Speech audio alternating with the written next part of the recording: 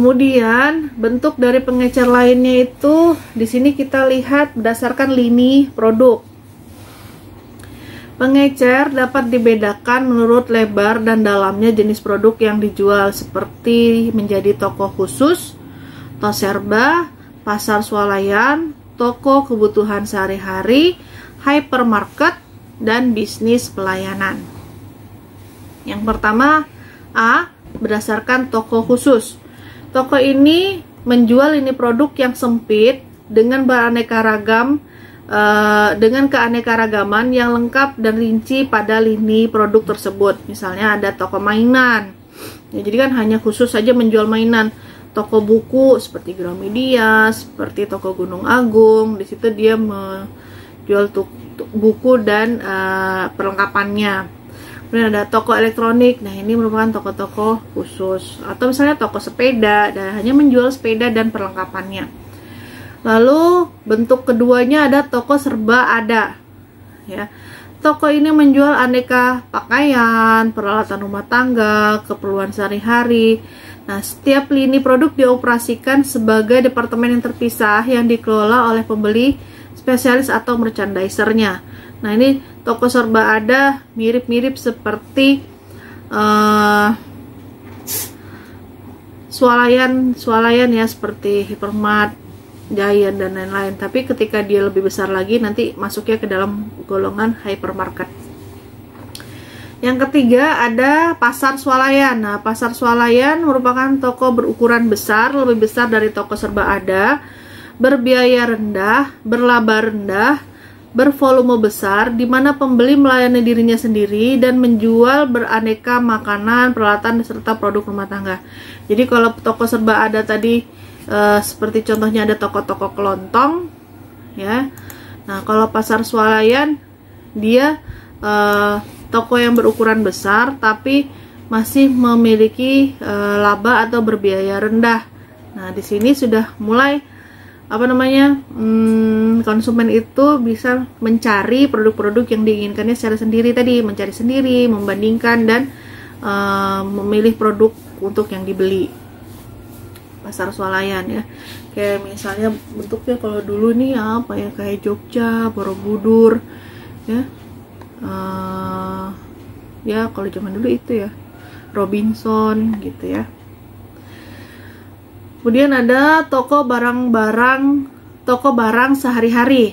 Nah, toko kecil yang terletak dalam kawasan pemukiman yang jam bukanya panjang, menjual barang sehari-hari dari jenis yang terbatas yang banyak disukai oleh mayoritas pembeli. Nah, ini misalnya toko-toko yang dibuka oleh warga ya di daerah pemukiman atau di suatu perumahan. Lalu bentuk berikutnya ada hypermarket, merupakan toko yang sangat luas, menggabungkan pasar swalayan, toko diskon, pengecer gudang. Jadi biasanya produk-produknya banyak dan lengkap. Hypermarket menjual produk mulai dari makanan, mebel, peralatan rumah tangga, pakaian, serta banyak-banyak barang lainnya. Bisa menjual sepeda juga, bisa menjual mainan juga, atau bisa juga dia menjual elektronik ya. Nah, hypermarket ini banyak contohnya di Indonesia, seperti ada Transmart, kemudian ada Golden Truly. Bisa jadi bentuknya di sini hypermarketnya Giant, atau misalnya hypermarketnya hypermarket kan ada ya yang namanya swalayan supermarket ya. Yang terakhir dari lini produk itu adalah bisnis jasa. Bisnis jasa di sini pengecer jasa meliputi hotel, bank, perusahaan penerbangan, sekolah, rumah sakit, bioskop, restoran, salon, atau misalnya binatu apa ya? Laundry ya, tempat laundry. Itu contoh dari bisnis jasa. Kemudian kita lanjutkan pada pedagang eceran ini dengan jenis karakteristik punya harga relatif. Contohnya yang pertama, jenis yang pertama diklasifikasikan adalah toko diskon. Jadi toko yang menjual barang dagangan standar dengan harga yang lebih rendah karena bersedia menerima laba rendah dan volume penjualan yang lebih tinggi. Toko diskon biasanya beroperasi di tempat yang ramai pengunjung. jadi dia penjual barang dengan harga yang murah. Yang penting volume penjualannya tinggi. Bentuk yang kedua ada pengecer murah. Pengecer yang pengecer yang membeli barang dengan harga yang lebih murah dari pedagang besar dan memasang harga lebih rendah dari harga eceran umumnya. Pengecer murah biasanya menjual barang-barang sisa pabrik, barang dengan model lama, atau barang-barang cacat yang minim sehingga tidak dapat dijual secara normal oleh pabrik. Nah, ini bentuk dari pengecer murah. Kemudian bentuk yang ketiga adanya ruang pamer atau katalog. Pengecer yang menjual berbagai koleksi barang bermerek yang memberikan laba tinggi, cepat laku dengan harga diskon. Misalnya contoh ruang pamer katalog, dia menjual perhiasan, menjual jam, atau misalnya alat-alat olahraga, atau menjual handphone ya. Lalu bentuk dari pedagang eceran berikutnya adalah kendali outlet. Jadi mempunyai toko pengecer yang punya kendali terhadap penjualan. Nah, toko pengecer berdiri sendiri, tetapi ada juga yang merupakan kelompok pengecer dengan memiliki organisasi. Bentuk-bentuk kepemilikan pengecer antara lain rangkaian korporasi, koperasi pengecer, organisasi waralaba, dan konglomerat perdagangan. Kita bahas satu, yaitu rangkaian korporasi. Terdapat 2 outlet atau lebih yang dimiliki oleh suatu produsen atau perusahaan dan dikendalikan oleh satu perusahaan atau satu orang, sehingga menggunakan kebijakan pembelian dan penjualan tunggal dengan penjualan lini produk yang serupa. Jadi biasanya menjual satu produk saja atau menjual produk yang lini. Seperti rangkaian koperasi ini seperti pom bensin ya. Nah, pom bensin itu seperti Pertamina, dia menjual barang-barang atau hasil dari olahan Pertamina, misalnya mulai dari Pertamax, Pertalite, kemudian dia menjual oli, atau misalnya dia menjual gas, dia menjual minyak apa? Kerosin itu, bensin. Nah, gitu ya. Itu untuk rangkaian korporasi. Berikutnya ada koperasi pengecer. Sekelompok pengecer independen yang bersatu kemudian membangun koperasi perdagangan yang besar yang dimiliki secara patungan dan melakukan usaha perdagangan dan promosi bersama-sama.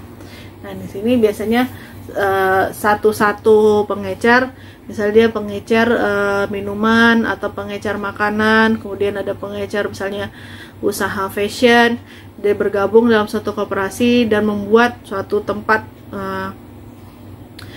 distribusi penjualan. Nah, mereka menyebutnya sebagai koperasi. Ya, biasanya ini berdasarkan dari organisasi-organisasi tertentu. Berikutnya dalam kendali outlet itu ada organisasi waralaba. Organisasi waralaba itu merupakan asosiasi berdasarkan kontrak antara pabrik, pedagang besar, atau organisasi jasa dengan pelaku bisnis yang independen yang membeli hak untuk memiliki dan mengoperasikan suatu unit atau lebih dalam sistem waralaba. Adalah bentuk-bentuk penjualan saluran pemasaran yang dia membeli franchise ya, seperti Alfamaret, Indomaret, terus seperti K24, itu juga bentuk dari waralaba, tapi waralaba khusus. Oke, kendali outlet yang terakhir itu adalah konglomerat perdagangan. Di sini korporasi yang menggabungkan beberapa bentuk pengecer berbeda di bawah satu kepemilikan serta menanggung bersama beberapa fungsi distribusi dan manajemennya. Nah, contohnya berarti ada seperti Kemci gitu ya. Jadi dia memiliki beberapa pengecer yang ada di bawah suatu swalayan tersebut. Kemudian yang kelima, jenis pengecernya itu disebut sebagai pola konsentrasi toko atau toko yang terkonsentrasi. Nah, kebanyakan toko-toko ini berkelompok untuk meningkatkan daya tarik pelanggan dan memberikan kenyamanan kepada konsumen berupa tempat belanja yang lengkap di suatu tempat. Jadi seperti model Transmart ya. Transmart itu kan dia ada kelompok dengan konsentrasi toko yang banyak, kemudian lengkap, kemudian ada tempat makan, tempat hiburan. Nah, sehingga konsumen itu bisa berbelanja pada satu tempat saja. Kita lanjut di sini. Kalau tadi kita bahas adalah jenis pengecer, kemudian di sini ada pengecer bukan toko. Mayoritas barang dan jasa dijual lewat toko, tetapi ada juga yang dilakukan tidak melalui toko. Nah, pengecer bukan toko ini meliputi pemasaran langsung, penjualan langsung, dan mesin penjualan ya. Contoh yang pertama, bentuk yang pertama itu adalah pemasaran langsung. Pemasaran yang digunakan dengan berbagai media iklan untuk berinteraksi langsung dengan konsumennya, meliputi pemasaran lewat pos, pemasaran lewat radio, pemasaran lewat email, pemasaran atau misalnya lewat program acara khusus ya. Nah, lewat televisi atau misalnya melalui e-commerce. Nah, di sini perusahaan menyukai konfirmasi melalui telepon atau melalui email atau melalui messenger yang dapat direspon langsung dari konsumen. Pemasaran langsung membantu mengurangi biaya tinggi yang harus dikeluarkan oleh konsumen untuk mendapatkan produk yang diinginkan melalui penghematan biaya kunjungan, penghematan waktu, penghematan tenaga yang harus dikeluarkan oleh pembeli. Pemasaran langsung juga memberikan manfaat bagi penjual karena penjual dapat lebih mudah untuk mendapatkan konsumen yang potensial melalui adanya daftar pembeli yang sudah dikelompokkan dari badan-badan riset.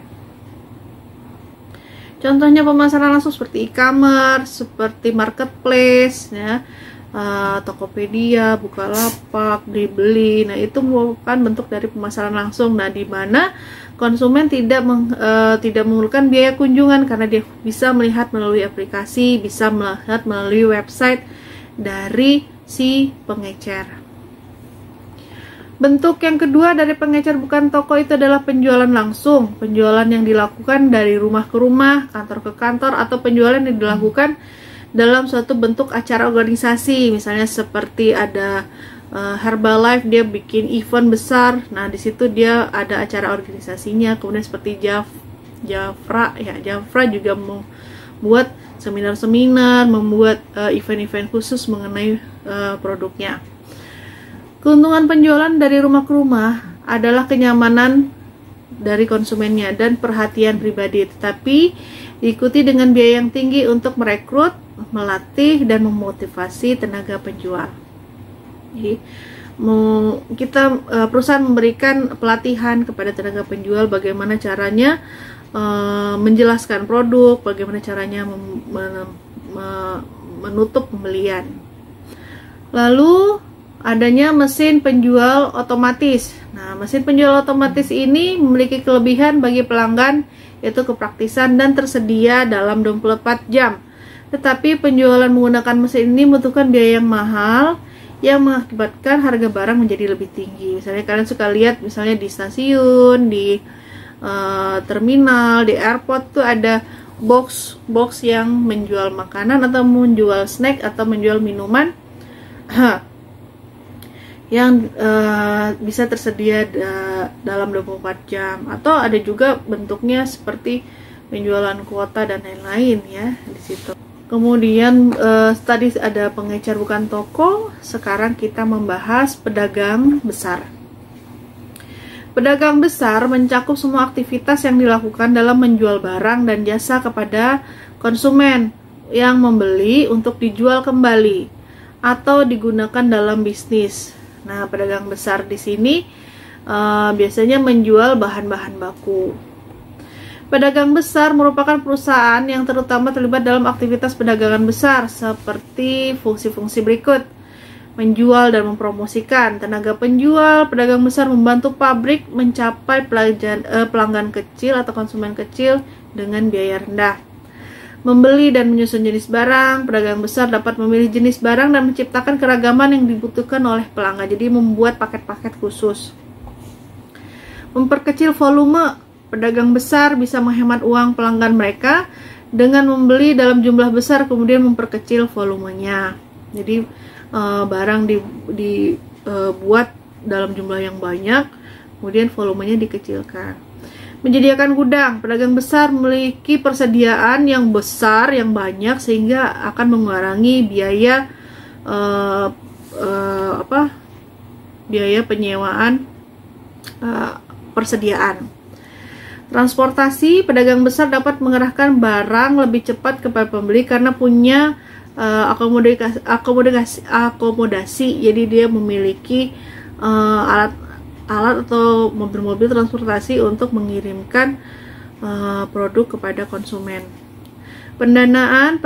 Pedagang besar mendanai pelanggannya dengan memberikan kredit dan mendanainya. Jadi ada proses pembelian yang dilakukan dengan cara kredit.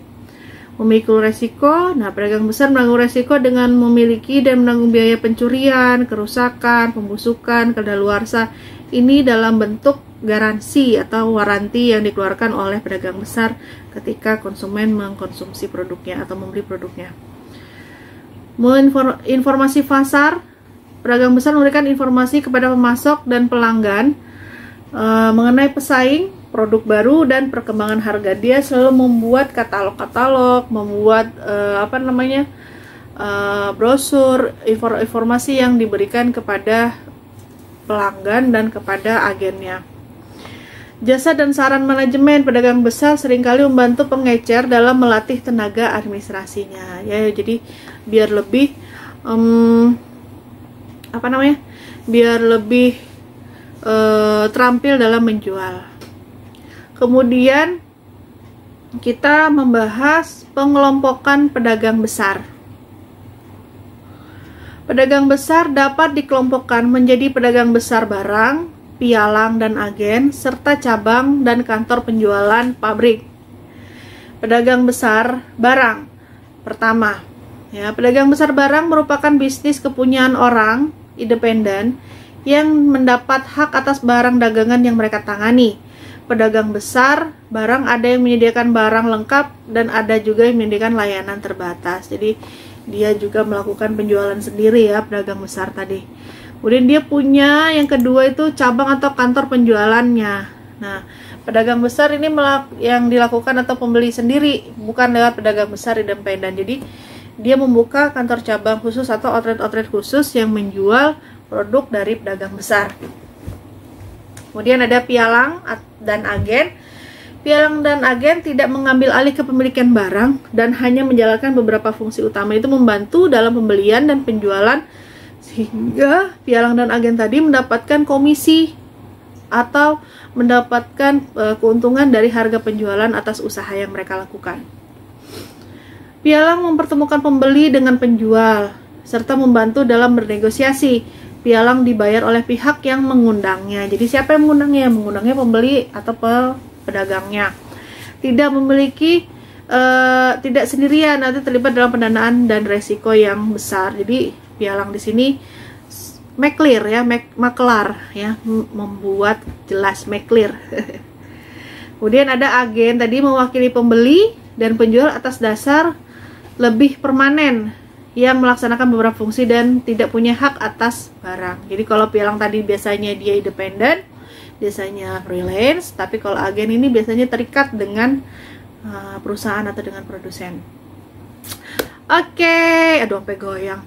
Oke, itu dia tadi materi pertemuan 9, marketing and branding.